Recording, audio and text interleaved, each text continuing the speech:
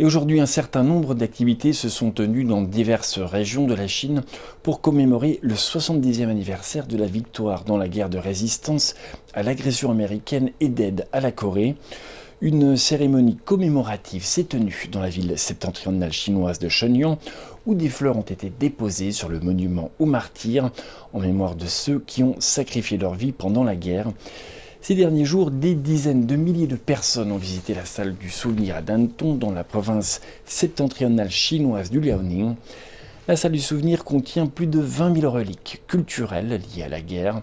Et par ailleurs, de nombreux résidents se sont rendus sur le pont ferroviaire frontalier du fleuve Yalu, dans la province septentrionale chinoise du Jilin, la principale artère de fourniture logistique pour de nombreuses forces pendant la guerre. En 1950, l'armée des volontaires du peuple chinois a traversé le fleuve Yalu à la demande de la RPDC pour aider à lutter contre les forces de l'ONU dirigées par les États-Unis. D'octobre 1950 à juin 1951, les forces chinoises ont mené 5 grandes campagnes au cours de la première phase de leur offensive. On estime que le conflit a coûté la vie à 3 millions de personnes.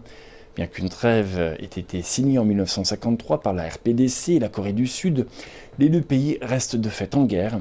Une délégation chinoise de haut niveau effectue une visite en République populaire démocratique de Corée pour assister aux activités de commémoration de l'anniversaire de l'armistice de la guerre de Corée.